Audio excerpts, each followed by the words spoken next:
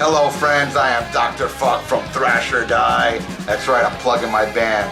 Hopefully I'll do it every damn show, come on. Gotta plug the band. Anyway, this time I'm gonna plug one of my favorite bands that I'm amazed I haven't talked about yet. As you see, I bought the shirt of the album, one of my favorite bands of all time. The late great Phil Lynott and Thin Lizzy. This is one of my favorite albums by them, man. This is Black Rose, a rock legend.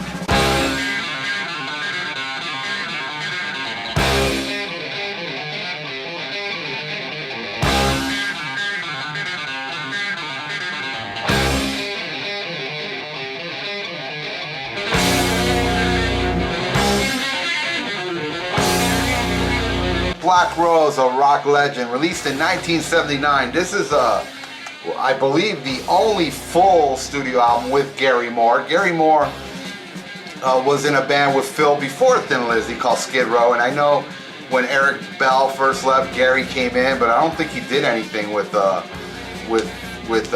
Thin Lizzy. Maybe he did a song here and there. I know he kept joining him. He kept in and out, but this I think was when he finally stayed and made an album. Just one album, unfortunately, then he left, but what an album this is.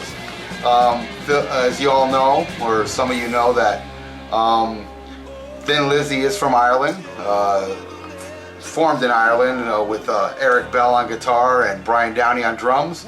And then when that dissolved, he got like an international thing going on with Scott Gorham from America and Brian Downey from England, I believe. I could be wrong about that. And you know, it was just an international thing, and they made a string of kick-ass albums like Nightlife, highly recommend, Fighting, Jailbreak of course, Bad Reputation, Johnny the Fox, and the incredible Live and Dangerous album. And then after that, Brian was out, and did I mention Bad Reputation? Probably did. And Gary Moore was in, man, and they made this fucking masterpiece. Now let's just get into it, man. This is track 1.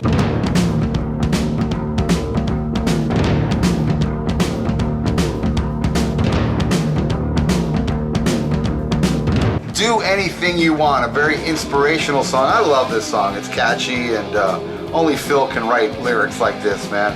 It's pretty much, I mean, who better to talk about you can do anything you want than a poor Irish kid that was black in Ireland, where he had a tough time growing up because mom was white and the dad, just disappeared before he was born. I don't think Phil ever knew his father, and he was raised in a place that was kind of racist. It wasn't really easy for him growing up in Ireland as a black boy, and look at the greatness he achieved, man. With all the odds, he did anything he wanted to. And fucking, if anybody can attest to these lyrics, it's the man that wrote them. It inspires me. I think, you know what, I can do anything I want. And I have, coming from nothing and no future to now having a job with a future and pension and all that shit. This song, I gotta say, is one of the many songs that inspired me to say, you know what, man, I ain't giving up. I'm gonna keep going and keep going, because you know what? I can do anything I want. Phil told me that, and he was right, and I achieved. Track 2.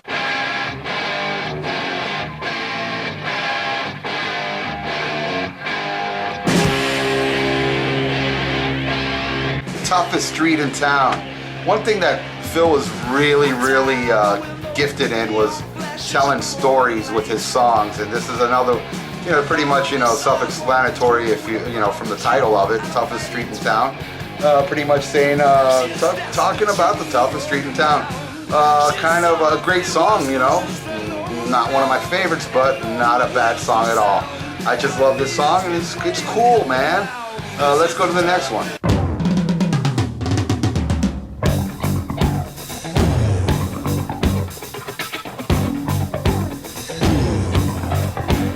S&M, a really dirty song. Pretty self-explanatory from you hear it right there in the fucking title. S&M, it's about a girl that gets hit with a rubber hose, and this guy, he likes to beat the ladies. Kind of like a cool beat, like a little funky-ish, cool bass rhyme. It's one of my favorite tracks off the album. It's pretty in your face, and gotta love S&M, man. Gotta love fucking Black Rose, man. Next track.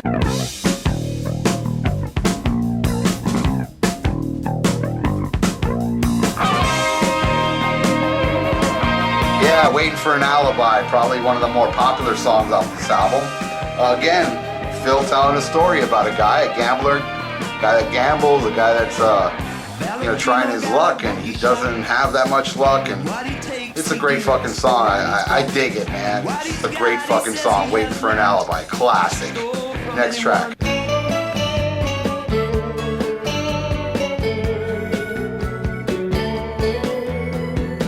Sarah, this song was written, Phil wrote this song about his daughter. He just became a dad, and I'll be honest with you, when I first bought this album, I was always skip this song. It kind of reminded me of like a cheesy Stevie Wonder type song, very of the time, early 80s. Well, this actually was 79. You know, it has that vibe of that kind of like the pop type of shit that was going on back there, but it's really grown on me melody-wise. I really like this song. I just like the way he sings it, man. The thing that really I like the most about this song is the vocal melodies and the way he delivers it. That's my favorite part of this song. The music is I can overlook it now. Now that I've gotten older and I'm not so, closed-minded where everything had to be like da-da-da-da-da-da, and just like guitars and stuff. This one was kind of very mellow and very heartfelt about his daughter, Sarah. Great song, man. I love it now. Next track. I've got to give it up. I've got to give it up.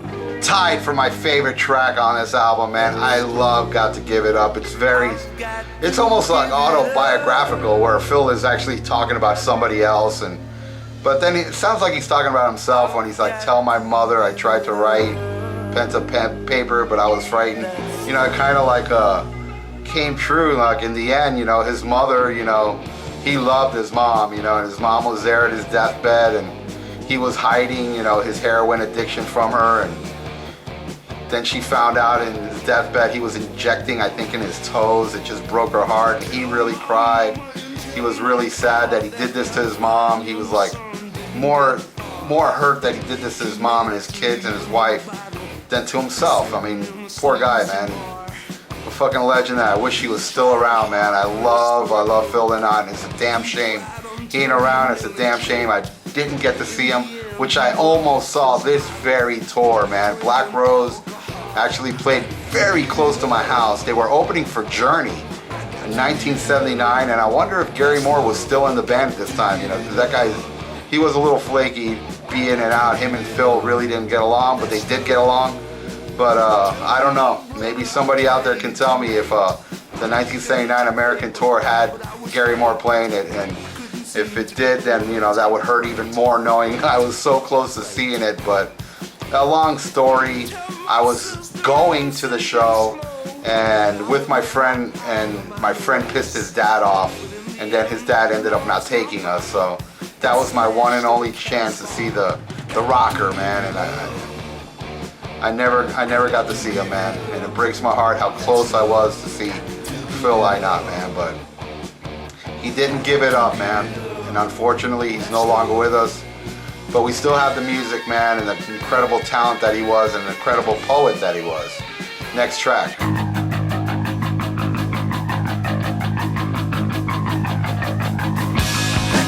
had enough. That's it. I quit. Give up. You win. Get Out of Here. Get Out of Here is a cool song, man. I mean, I guess you would call it like a filler on this song, but I love that, like the chorus. I mean, the verses on here. It's kind of unique. Like get up, get out, get in. It's all this like, a lot of vocals going on at the same time. It's very catchy. I really grew to like this song. Again, like Sarah, it was like not one of my favorites, but now I fucking love it. It's a great fucking song. Next track.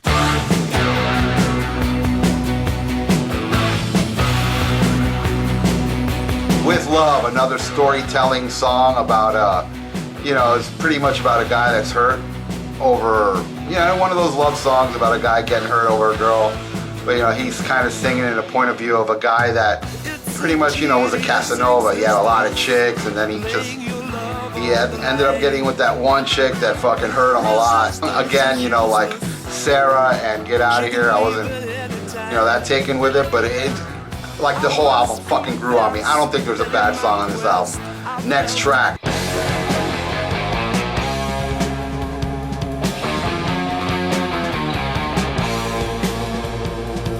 Black Rose, a rock legend. Now this is the epic, it's like kind of like a Celtic symphony of just like, I can't express enough how great the fucking guitar work is on this. And you know, something about this is that the track consists of traditional songs, all arranged by Lynott and Moore. You know, a lot of the guitar playing, you know, it's like, it's weird because Gary really doesn't play guitar like that in all his solo albums, and Phil didn't really like, I don't know of any Thin Lizzy album before this that Phil like delivered so viciously. You know, I think that Phil and Gary worked really good together. It's like Phil brought out stuff of Gary that he normally wouldn't do by himself and vice versa. Moore brought out from Lynott. They were a great team, man. It was just so unfortunate that they didn't do more stuff together. I know that Lynott went and worked on some songs with Gary Moore and some of his solo stuff that's fucking phenomenal, like Out in the Fields, Parisian Walkway, Spanish Guitar, all great fucking songs. That Military Man, you should check them out. There's other little tracks on here. It's kind of like, you know, like 5 songs in one. And, you know, there's the song Will You Go Lassie Go. Is sometimes mistakenly credited as a traditional song, but was in fact by William McPeak. I'm reading this off Wikipedia, okay? I'm cheating a little bit. And the first recording was from Francis McPeak. And on the album credit, it's crediting Francis McPeak. It's a monster, and it's like probably my favorite dual guitar solo ever recorded on album, man. It's just so catchy and sing along, and then it's just ripping. And Scott Gorham doesn't get half the credit he deserves. He's another phenomenal player. And also Brian Downey, what a great fucking drummer, man. Everybody in this band was top notch. Phil was a great bass player, great lyricist, great vocalist. Thin Lizzy fucking ruled. That's the end of my review. I just want to say a couple things. That this album cover was actually tattooed on the arm of somebody extremely famous, and here's him talking about it. Well, here's him talking about his tattoos. I'm not unhappy with anything I have. The only thing I'm bummed about is I got this tattoo right here, which is a Thin Lizzy album cover. And I always wanted to show it to Phil Lynott, and he died on me. There you see Axl Rose was a big Thin Lizzy fan, and he got this tattoo while Phil was still alive, and he wanted to show it to him, and unfortunately he never got to. And what else do I have to say? I want to do some more Thin Lizzy reviews. I was torn between this one and Thunder and Lightning, because Thunder and Lightning is another one of my favorites, probably tied with this one as my favorite. But man, Renegade's a great fucking album, and every one that I mentioned earlier is fucking phenomenal. Anyway, Phil Lynott, you know, I loved the man's music and the man's lyrics. He was just so fucking great that I highly recommend almost every Thin Lizzy album. One album that I'm not too crazy about is Chinatown. I know probably some people are going, what? I love Chinatown. Well, I'm sorry, I just didn't. Sugar Blues was cool, and the title track was so-so, but the rest was like, and Killer on the Loose, Thin Lizzy, incredibly fucking talented, underrated band in America, only known for Boys Are Back in Town and Jailbreak, and, you know, quite honestly, those are not even like in my top 25 favorite Thin Lizzy songs. Good song, Jailbreak. Boys Are Back in Town, I'm kind of so burnt out on it. I don't think I ever liked it in the first place. Never really hated it. It's just a so-so song, and it's unfortunate that people know Thin Lizzy, most people know Thin Lizzy from that instead of Black Rose and, you know, Waiting for an Alibi, and, you know, Massacre. Oh, I can go on and on. Cold Sweat, Holy Wars, Thunder and Lightning, Angel of Death. They have so many fucking great songs that, you know, Sha-Na-Na. I can go on. I can name 100 songs. But here with Gary Moore, man, when he rest in peace too, because Gary Moore, another one of my favorite guitar players. That's just a shame he died. I never got to see him either. Fucking horrible, man. And, you know, in honor of Phil and And Gary, I'm drinking Jack Daniels, as you can tell. My hair, and I'm a sweaty mess. So I should turn on my AC. I got drunk and I said I gotta review this shit. Anyway, Thin Lizzy fucking rules. I'll see you next time.